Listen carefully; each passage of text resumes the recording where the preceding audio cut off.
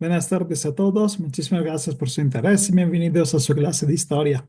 En la clase de hoy hablaremos de Nerón, uno de los emperadores romanos más famosos, seguramente por su reputación negativa, pero espero que en esta clase tengan también algunas sorpresas, porque como siempre pasa, la reputación de una persona y lo que realmente hizo son dos cosas diferentes. No quiero decir que Nerón sea una buena persona, pero algunas partes de que normalmente se conocen sobre él es un mito, pero un mito muy popular y por eso casi todos lo conocen.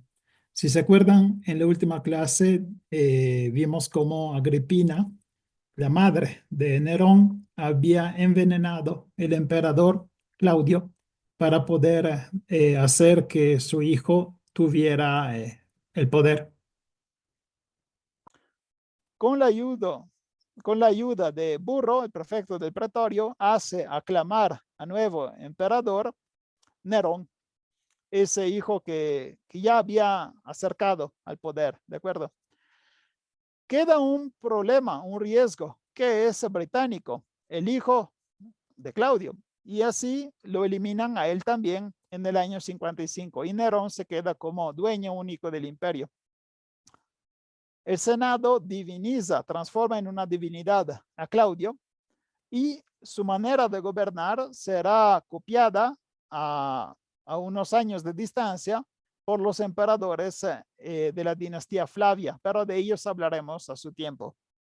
Ahora, en teoría, empieza la historia de Nerón, pero cuando alcanza el poder, ya tuvo una parte de vida, entonces, como siempre, tendré que regresarme para ver cómo nació, dónde nació y cómo fue la niñez y la infancia de Nerón. Nerón nació el 15 de diciembre del 37 en Anzio. Y cuando tenía solo 2 años, vio que su madre era mandada en exilio, desterradas por su tío Calígula. Esto porque se acuerdan que cada vez que una mujer era peligrosa, la mandaban a Pentataria, ¿no? Esa isla en donde era más una cárcel que una isla, ¿no? Y esto porque su mamá participó al primer complot para intentar de matar Calígula en el 39. Entonces, este niño que tiene solo 2 años, lo ponen bajo los cuidados de su tía, que se llama Domicia Lépida. Domicia Lépida es realmente el único punto de cariño y de afecto que tuvo Nerón en su vida, en su niñez, porque realmente su tía lo amaba y también Nerón la amaba. Esta Domicia Lépida fue la que inició en Nerón la pasión que tuvo por el teatro y el baile. Y realmente fue más una madre que una tía. Su tía no era rica, se podrá decir que era de clase medio baja, entonces no podía pagar buenos maestros para el niño. Los preceptores, los maestros de Nerón fueron un barbero y un bailarín, entonces no es que tuvieran gran instrucción, pero estos dos personajes aumentaron los intereses que tenían el niño por el arte y por la cultura. En el 41 se muere Calígula. Entonces Agripina, la madre, ya puede regresarse a Roma y retoma el cuidado y la custodia del hijo del pequeño Nerón, que a ese punto ya tiene 4 años. Entonces, el niño ya deja a la tía y regresa con su mamá. Su mamá esta vez sí tiene dinero y empieza a pagar maestros mejores. Los maestros son dos sabios de la época, que son Queremón de Alejandría y Alejandro de Eje. Son dos filósofos griegos. Entonces, ya está aprendiendo bien con maestros que son muy caros, ¿de acuerdo? Y estos aumentan los intereses filo-helenísticos de Nerón. O sea que Nerón ya desde que es niño se acerca siempre más a la cultura griega, a la parte del baile, al canto, a todo lo que es la representación del mundo griego desde el punto de vista cultural, ¿no? En el 49, su madre se casa con Claudio, ¿se acuerdan? Y obtiene que el filósofo Séneca se vuelve el nuevo maestro. Entonces tenemos otro cambio de maestros y pasó de un barbero y un bailarín a dos filósofos griegos, a Séneca, que era ya la punta más alta de la filosofía de la época. O sea, tenía el más grande intelectual como maestro. Su mamá era muy celosa de Domicia Lépida, que era la tía, ¿no? Y del amor que el hijo le tenía, al punto que convenció a Claudio a matarla. No es tan fácil matar a una persona inocente. Entonces, para poderla matar, tuvo que inventarse todo un complot que esta Domicia Lépida estaba organizando para matar al emperador. La parte más triste es que para poder seguir con este tribunal, con este juicio, hicieron también hablar a Nerón, al niño Nerón, porque en esa época tenía solo 11 años. Y su mamá lo obligó a declarar el falso, a mentir, para que su tía terminara justiciada. Y así también por lo que dijo Nerón, su tía murió.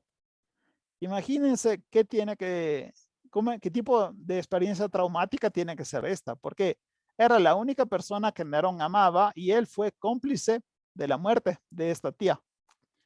Saben muy bien que los traumas, sobre todo en la edad temprana, pueden tener una consecuencia terrible sobre el carácter y la persona, ¿no?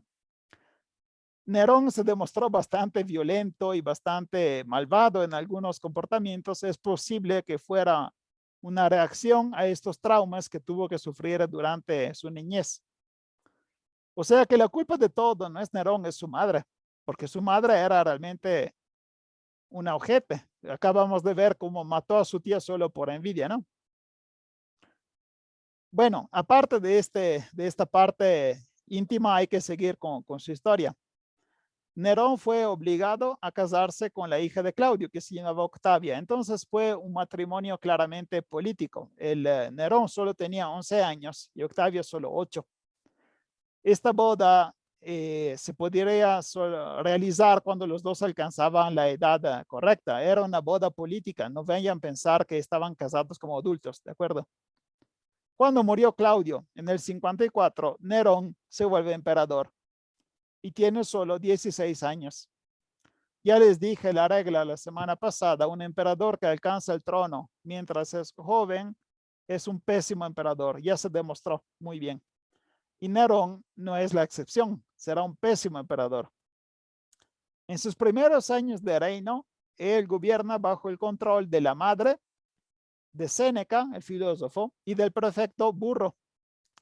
La madre intentaba calmar algunos de sus comportamientos más desenfrenados y más peligrosos, mientras que Séneca y Burro intentaban no ver. Cuando hablo de estos comportamientos, no son simples berrinches, son realmente problemas de orden público. Les dejo esta parte para que puedan ver de qué estamos hablando. Recientemente convertido en emperador, el joven Nerón se coloca al frente de una banda de feroces matones que, en la presentación de los anales de Tácito, aterrorizan las noches de Roma. Bajo el consulado de Quinto Volucio y Publio Scipión, 56 después de Cristo, afuera había tranquilidad, pero en Roma hubo disturbios vergonzosos porque Nerón caminaba por las calles de la ciudad, los burdeles y tabernas, vestido de esclavo, para no ser reconocido y acompañado de violentos que golpeaban las cosas en exhibición para la venta y golpeaban a los que conocía y que ni siquiera lo reconocían. Tanto que él también recibió golpes y tenía moretones en el rostro. Prácticamente Nerón, con estos matones, va destrozando las tiendas. Y cuando encuentra a una persona en la calle, lo golpean. Es un criminal realmente. Entonces, cuando se supo que era César el que se enfurecía y las ofensas contra ilustres personalidades, hombres y mujeres, se hacían más frecuentes y algunos individuos se hicieron más audaces, se abrió el camino al desenfreno con la impunidad que daba el nombre de Nerón. Cometió los mismos abusos con equipos organizados por cuenta propia. Durante la noche, Roma era como una ciudad tomada por asalto. Julio Montano, un joven destinado al Senado, pero que aún no había asumido el cargo, chocando por casualidad en medio de las tinieblas con el emperador, había rechazado valientemente su violento ataque. Luego, reconocido Nerón, se disculpó humildemente, pero se vio obligado a suicidarse, como si la disculpa sonara un reproche. Esto es solo un episodio. Nerón se encuentra con una persona, esta persona se defiende, luego se da cuenta que este matón es el emperador, pide disculpa y aún así tiene que suicidarse. Realmente es una persona violenta y no tiene nadie que lo está bloqueando. Su madre intenta calmar la situación, pero no logra. ¿De acuerdo? Entre 55 y 56, Séneca escribe el De Clemencia, que es un tratado que ofrece un modelo de príncipe disponible a escuchar las peticiones de los súbditos. Pero este tipo de texto, mezclado con la mentalidad de Nerón,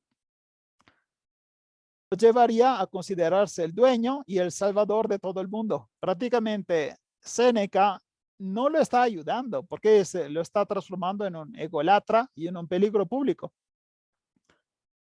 En el 55 tuvo el primer choque con la madre porque Nerón ya quería divorciar de su esposa Octavia y quería casarse con una liberta que se llamaba Ate. El conflicto entre madre e hijo empeoró años después cuando Nerón inició la relación con Popea. Popea era una romana esposa de Marco Salvio Otón. Este Otón será el futuro emperador, el emperador Otón, pero de él hablaremos en 2 semanas. Y este Otón fue mandado en Lusitania como general, prácticamente también para liberarse la casa. Esta Popea logró convencer a Nerón que llegó el momento correcto para matar a su madre. Y en el 59 intentaron planear una manera para asesinarla lo más elegantemente posible.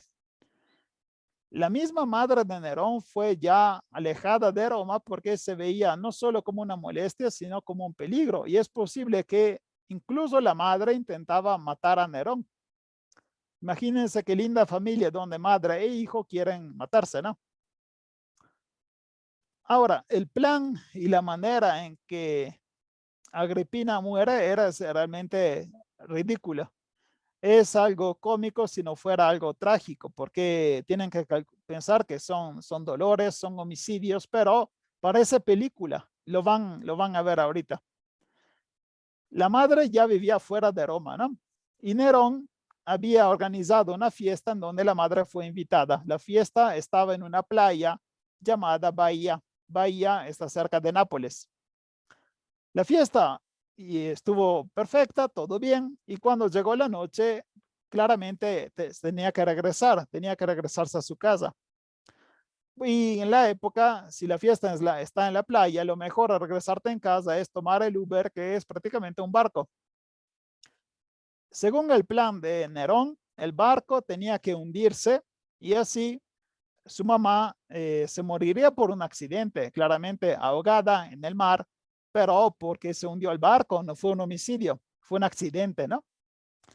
En efecto, el barco empieza su viaje, empieza a hundirse, pero la señora sabe nadar. Entonces, la señora sobrevive y junto a ella, su sirvienta, la sirvienta se llamaba Acerronia. Imagínense, están esas dos chicas, bueno, dos señoras en el mar flotando y ahí llega un barco de pescadores. Y la sirvienta empieza a gritar que ella es Agripina. ¿Por qué? ¿Por qué hace esto? Porque es egoísta. Porque la sirvienta quiere que los pescadores la salven, ¿no?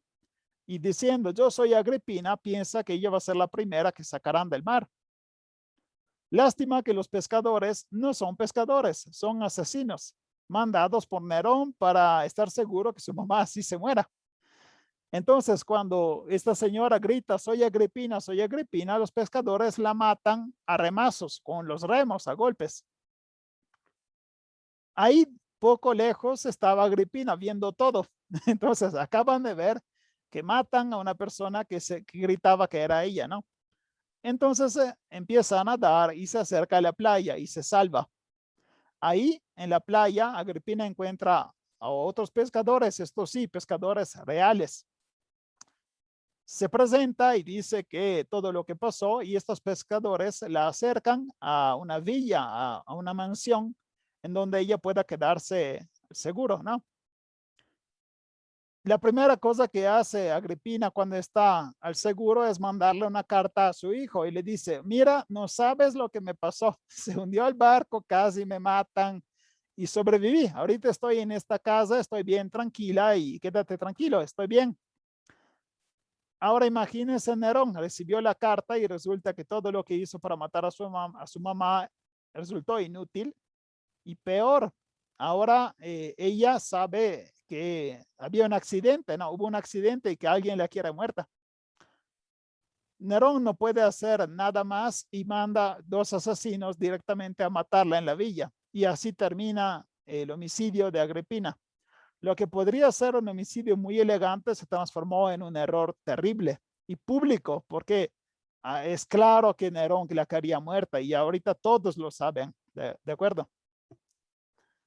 Este escándalo quita el único freno que tenía Nerón, que era la madre.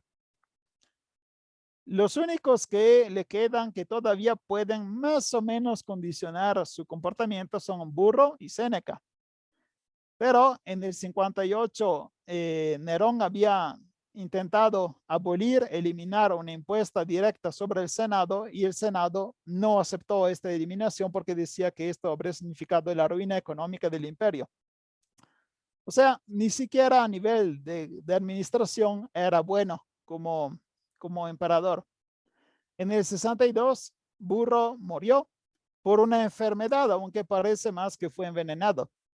Y Séneca, que no es idiota, ya se dio cuenta que iba a ser el siguiente blanco, por eso se alejó de la capital. También porque el pueblo y los pretorianos lo odiaban porque pensaban que Séneca fue en parte responsable de la muerte de Agripina. Entonces Séneca lo veían como un cómplice de Nerón, ¿de acuerdo? Nerón entonces necesita crear un nuevo prefecto del pretorio porque el anterior terminó muerto, ¿no? Burro y Séneca ya no son parte de la corte romana, entonces el nuevo personaje central se llama Gayo Ofonio Tigelino y es el nuevo prefecto del pretorio.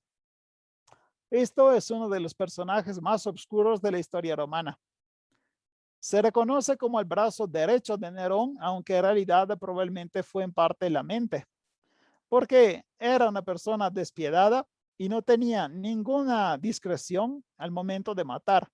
Cada vez que Nerón quería muerto a alguien, se lo decía a Tigelino, Tigelino se iba y en la plaza pública mataba a esta persona.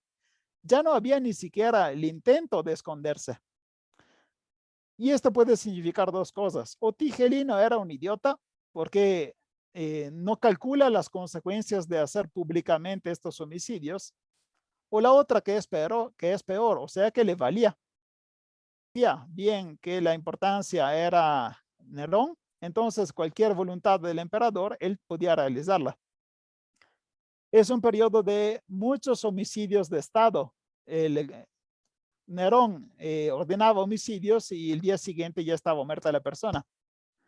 Con esta libertad que acaba de adquirir, en el 62 divorcia de Octavia, que acusa de traición, la manda en la isla de Pendataria como siempre y ahí después la manda a matar y así muere su esposa. Después se casa con Popea, esa señora que condicionó también la muerte de Agripina, ¿no? Y esta Popea lo seguía en todo, no bloqueaba ninguna iniciativa ni que fuera la más loca de Nerón. En ese mismo año hace matar a otros 2 posibles herederos del trono, aunque eran muy lejos de la familia, que eran Fausto Cornelio Sila y Rubelio Plauto. Ahora podía dedicarse completamente a sus pasiones, que eran arte, poesía, carreras de caballos, atlética y teatro. El objetivo de Nerón parece que era reeducar los romanos. Querían sobre todo educar a las élites romanas, porque los romanos eran personas que se apasionaban mucho con la violencia, los espectáculos de los gladiadores, ¿no? La lucha. En cambio, él quería que regresara un gusto más griego, en donde la gente cuidara más al canto, al baile, a las carreras, que no fueran tan violentos como son los romanos. ¿De acuerdo? En el 59 organiza unos juegos llamados Juvenalia o Juvenalia, y él también participa en el canto. Estos Juvenalia se volverán una tradición. También los emperadores siguientes los organizarán. Nota del 2025. Estos Juvenalia o Juvenalia tienen adentro la palabra joven porque empezaron a celebrarse en el año 59 cuando él contaba ya 21 años. Nerón ya había cumplido 21 años y se rasuró la barba por primera vez. Esto para un romano es como decir que ya entraba en la edad adulta. Ahora, estos juegos eran algo más cultural que deportivo, en el sentido que tenían más representaciones de teatro, baile, era algo más intelectual, se podría decir, más que de combate o de violencia. Y el mismo Nerón participaba. Cuando luego los otros emperadores mantuvieron este tipo de fiesta, cambiaron bastante su naturaleza. En los emperadores siguientes ya no era tanto algo teatral, era más algo de carreras de carro y combates de animales. Entonces, la naturaleza que le había dado Nerón fue bastante traicionada. En el 60 da inicio otro tipo de concurso que se tendría que realizar cada 5 años, que se llaman Neronia. Los Neronia son un concurso que no sobrevivirán a Nerón, también por el nombre, ¿no? O sea, es una fiesta que se llama como Nerón. En el 65 participó él mismo. ¿Se acuerdan que los Neronia era cada 5 años, no? Y así recibió el éxito porque la plebe de Roma lo amaba, pero el Senado le sentía pena ajena de este emperador que se bajaba y se rebajaba a los juegos, ¿no? El año anterior en Roma hubo un evento importantísimo que es el incendio. En el 64 el incendio destruyó Roma durante 9 días y empezó el 19 de julio. Ahora, no sé si ya fueron en Italia, pero julio y agosto en Italia son terribles. Hace un calor espantoso y todo es muy seco. El verano en Italia es un verano seco, no hay lluvia. Es muy fácil que empiece un incendio en esta época. Lo que están viendo en la parte alta es el mapa de Roma de la época y lo que está en la parte baja es el tamaño del incendio. Destruyó más de la mitad de la ciudad, pueden verlo, ¿no? Nerón no estaba en la ciudad cuando empezó el incendio. Apenas se comunicaron con él, regresó rápidamente para empezar a arreglar la situación, a salvar la ciudad. Pero el chisme, el rumor, se difundía que él era responsable. Es el mismo historiador Tácito que en los anales nos habla que Nerón estaba en su palacio observando el incendio y diciendo que Roma era como Troya mientras era destruida por el fuego. Una versión siguiente nos hablará de Nerón que está cantando y tocando la lira mientras está quemando la ciudad. Esto es muy poético y muy absurdo. O sea, Nerón sí era idiota y ególatra, pero destrucción de tu capital no es algo que puedas cantar, ¿no?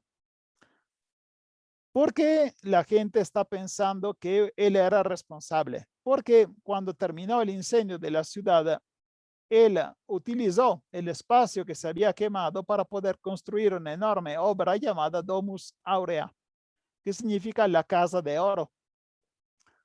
O sea que Nerón ganó con este incendio porque tuvo un espacio muy grande para construirse una mansión suya. De hecho, nunca terminó de construirla.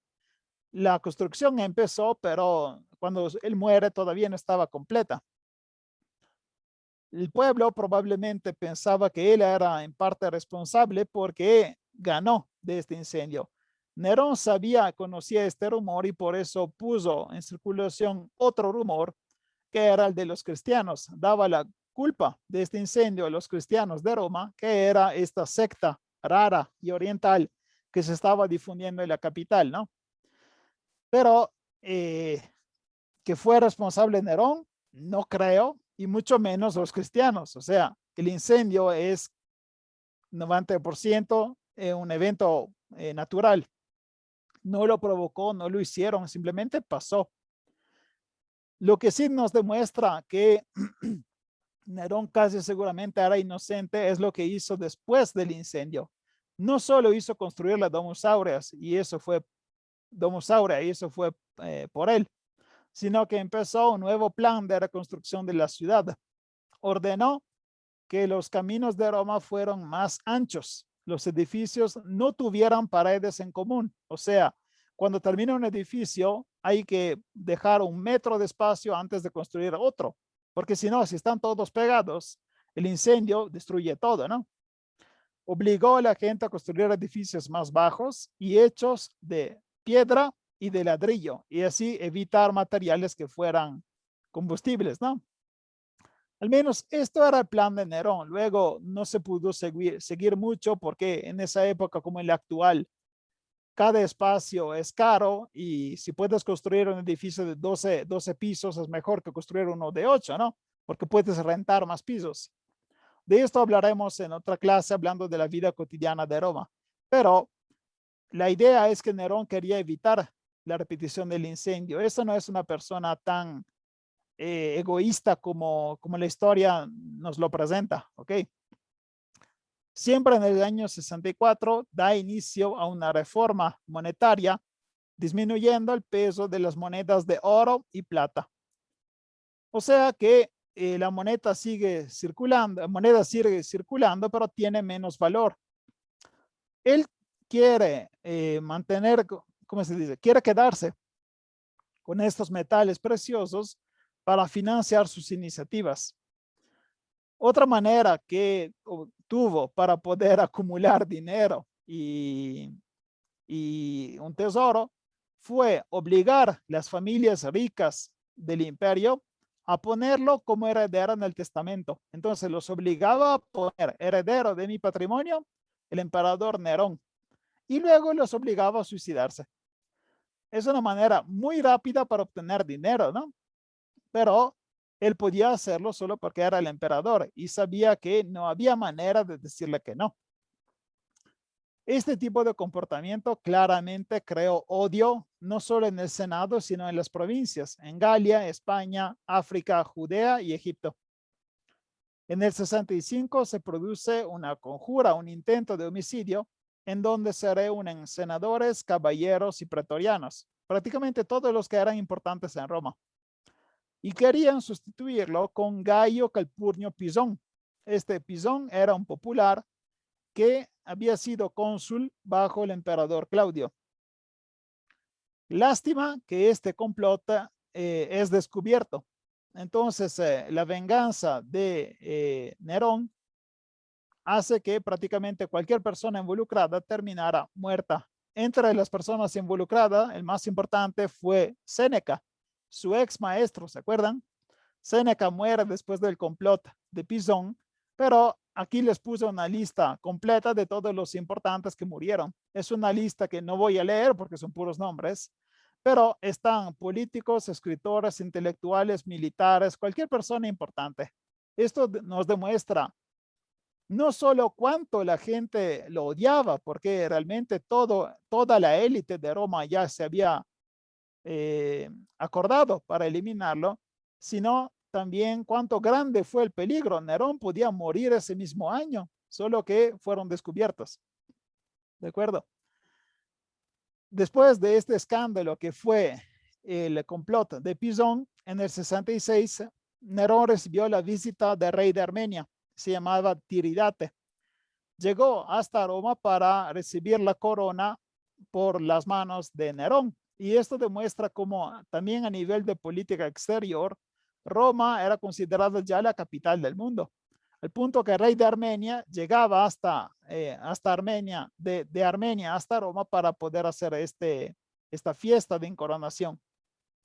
Y ahí se organizó una ceremonia de tipo oriental con la presencia también de la religión mitraica. Mitra es otra divinidad que llegaba desde Oriente y que tuvo un enorme éxito en el Imperio Romano, al punto que fue rival de Cristo del punto de vista religioso. Mitra es un culto en donde hay 12 apóstoles, igual que en el cristianismo.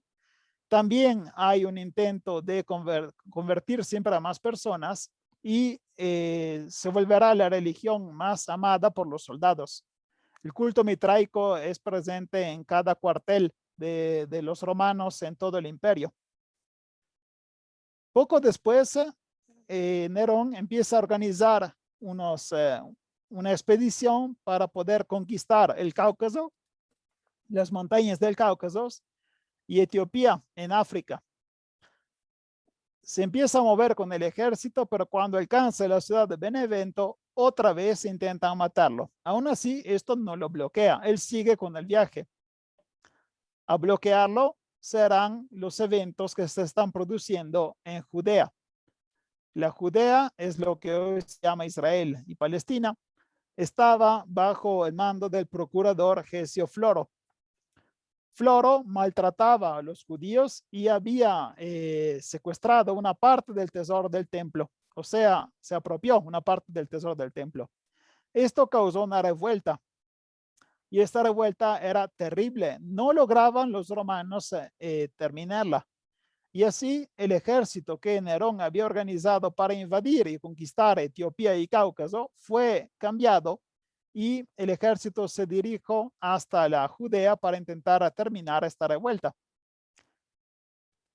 La revuelta aún así seguía, pero Nerón estaba ocupado con el turismo. ¿Por qué? Porque su viaje, que en teoría era de conquista, se transformó en un viaje turístico a Grecia. Les recuerdo que Nerón amaba Grecia. Sus maestros lo había acostumbrado a amar todo lo que era griego y la cultura, ¿no? Por eso tiene que ser un sueño que se realizaba este viaje que Nerón estaba haciendo. En el septiembre del 66, Nerón se exhibe como cantante en Córcira y participa a los Juegos de Asia y ahí gana muchísimos premios. 1,808 coronas. Es un número enorme de premios, ¿no? Esto significa o que él era muy bueno o que la gente sabía que él era el emperador. O sea, si él participa en un juego, no puede perder, ¿no? Entonces, ganó un montón de medallas. La locura de Nerón llegó al punto de reunir todos los juegos que se celebraban en Grecia. Grecia tiene 4 juegos principales. Todo el mundo conoce las Olimpiadas, ¿no? Porque eran los más importantes y porque se siguen haciendo las Olimpiadas.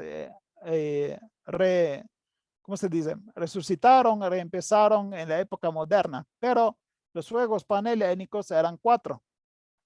Los Juegos Olímpicos, que claramente tenían centro en Olimpia y se organizaban cada 4 años, como actualmente. Los Juegos Píticos, que tendría como centro Delfos cada 4 años. Los Juegos Nemeos, que tenían como centro Nemea o Argos cada 2. Y los Juegos Isthmicos, que tenían como centro Corinto cada 2. Bueno, Nerón dije, oye, yo voy a Grecia una vez, quiero hacerlos todos. Entonces obligó todas las ciudades de Grecia a organizar estos 4 juegos al mismo tiempo para que él pudiera participar a todos.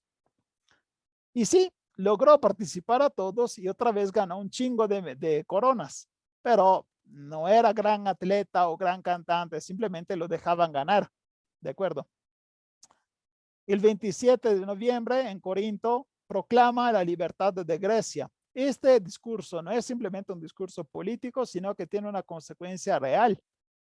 Porque con este discurso Grecia deja de ser una provincia, se vuelve libre otra vez. Y además ya no tiene que pagar el tributo.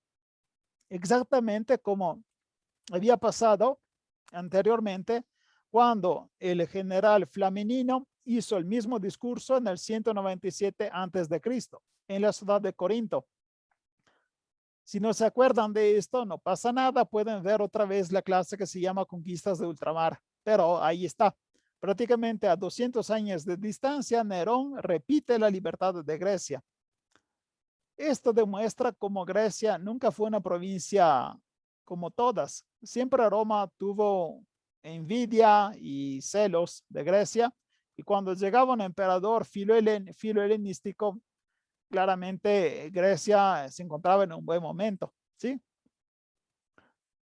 Ahora, todo esto pasaba en Grecia, pero se dieron cuenta que no hablamos nada de Roma, ¿no? ¿Qué pasó cuando el emperador estaba de viaje turístico? ¿Qué pasaba en Roma? Bueno, Roma estaba en el desmadre más completo. ¿Por qué? Porque a intentar gobernar Roma estaba Liberto Helio. Después de varios intentos, Helio logró convencer a Nerón a regresarse a la capital. ¿Por qué? Porque la población estaba encabronadísima porque no tenía trigo. Prácticamente Nerón, con sus ganas de irse de turista, había dejado a un lado la administración de la parte de la nona, o sea, cómo poder alimentar a la ciudad de Roma, cómo poder organizar todos los viajes para que los cereales llegaran a tiempo y que la gente no muriera de hambre. Estas entregas llegaban siempre más tarde y Nerón parece que le valía madres. Entonces la gente se estaba enojando. No solo todas las provincias alrededor del imperio se estaban organizando para poder dar inicio a una rebelión. Y también, ¿se acuerdan la revuelta de Judea, no? La situación seguía empeorando al punto que Nerón se vio obligado a mandar su mejor general, que se llama Tito Flavio Vespasiano. Se volverá Tito Flavio Vespasiano un emperador, pero de esto hablaremos en 3 semanas, ¿ok? Bueno, 2 semanas. Entonces, Nerón está perdiendo el control de la situación justo cuando es el momento más lindo de su vida, cuando se está divirtiendo en Grecia. En los primeros meses del año 68, Vindice, que era general en Galia, da inicio a una rebelión. Esta rebelión luego se le une Galba, que era otro general que estaba en España. Y él es apoyado por Otón, que está en Lusitania, lo que hoy se llama Portugal. Y esta rebelión prácticamente hace perder a Nerón toda la parte de Francia, España y Portugal. Luego, la rebelión se amplía en Germania Superior, entonces pierde también la zona de la actual Alemania. Y Galba, el que se había revoltado en España, es declarado enemigo público. Para resolver la situación, Nerón intenta llamar a su ayuda otro general que estaba en África que se llama Claudio Macro. Pero él también se rebela, o sea, realmente está perdiendo todos los generales. Todos ya no quieren responder a sus órdenes. Y la rebelión de África tiene también una consecuencia negativa para Roma, porque desde África llegaba el trigo. En Roma, el prefecto del pretorio llamado Ninfinio Sabino se pone de acuerdo con el Senado para intentar ponerse de acuerdo con Galba y con los demás generales. Entonces el Senado prácticamente traiciona a Nerón, se pone de acuerdo con los generales y así lo declara enemigo público. A Nerón lo único que le queda es escapar. Nerón está cerca de Roma, quiere escaparse otra vez en Oriente y el Senado lo declara enemigo público y así el ejército empiezan a buscarlo para poderlo matar. El 9 de junio del 68, los caballeros casi lo alcanzan, pero Nerón, cuando escucha que están llegando los caballeros para que lo capturaran y lo mataran claramente, decide suicidarse. Y llega al punto final con lo que probablemente es una libertad poética. Es raro que uno antes de suicidarse diga un verso, ¿no? Pero según la tradición, él muere con un verso homérico. Dice, el galope de los caballos de pies rápidos hiere mis oídos. Es una frase de Homero. Y así decide suicidarse. Lo que parece una vida bastante rara, única y trágica, en realidad da inicio a un periodo terrible por Roma, porque con la muerte de Nerón inicia lo que se llama Año de los 4 emperadores. Prácticamente Nerón es el último emperador de la familia Julio Claudia, y después de él empieza la anarquía, porque no se sabe realmente quién es el emperador. Cualquier general puede ser declarado emperador por sus soldados. Entonces, este vacío, esta imposibilidad de saber quién realmente es el líder, crea 14 meses de guerras civiles, que se llama el año de los 4 emperadores. Pero no tienen que preocuparse, es una clase complicada que no tendrán que ver la siguiente semana. ¿Por qué? La siguiente semana tendremos una pausa buena y merecida. No significa pausa que saltamos la clase, no. Simplemente en la siguiente clase tendremos un viaje en Roma Imperial. Vamos a ver cómo vivía la gente en Roma desde cuando se despertaba hasta cuando ya llegaba a mitad mañana. Va a ser una clase muy diferente, más ligera y sinceramente más bonita, porque siempre es diferente hablar de política que hablar de la vida normal, ¿no? Vamos a ver qué desayunaban, cómo dormían, cómo eran las casas, y va a ser interesante. Entonces, la siguiente clase no tienen ni siquiera que anotar ni nada, es puro chisme, ¿de acuerdo?